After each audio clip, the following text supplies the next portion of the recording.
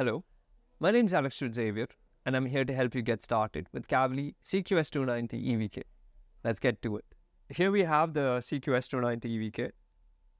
On the board, you can find the pin headers to access the GPIO, UART, I2C, I3C interfaces, the Type-C for input power, the Type-C to access USB 3.1 and 2.2 interfaces, the micro USB to access the DM logs, the antenna interfaces, two of which are for LTE, one for Wi-Fi Bluetooth, the other for GNSS. You can find the other connectors such as the SIM card slot, the camera MIPI CSI interfaces, the touch panel interface, the MIPI DSI interface for connecting to the LCD panel, and the DMIC slot, as well as the SD card slot and aux cable connector.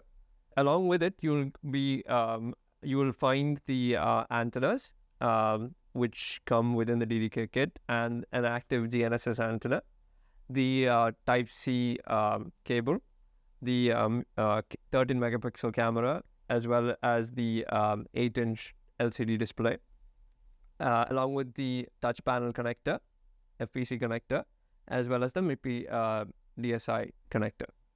So these are the equipment that you will be finding within the DDK once you unbox it.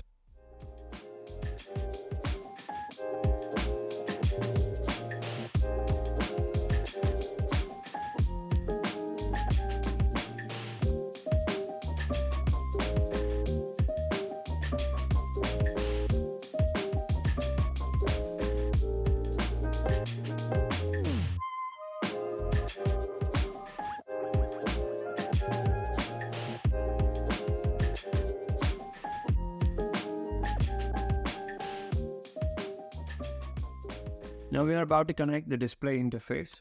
Just like before, as we were connecting the connectors of the display, we have to ensure that the FPCs match the correct order, the touch one for the touch panel, and the serial LCD FPC to the MIPI DSI interface.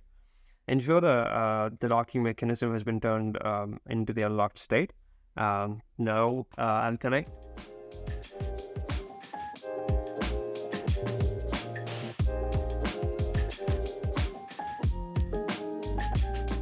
Okay, so now we're all set, and with the connections, all that's left to do is connecting the Type-C power input to a power source. In my case, it's the PC. And once I turn on the power switch by pressing it, you can see that the LED lights have turned on, indicating that the power has been supplied correctly. And the power key, if I press it for about 2000 milliseconds, which is about 2 seconds, the device initiates the boot up procedure, indicated by the boot sequence on the display screen. So this is how you build, connect, and scale with Cavli CQS290.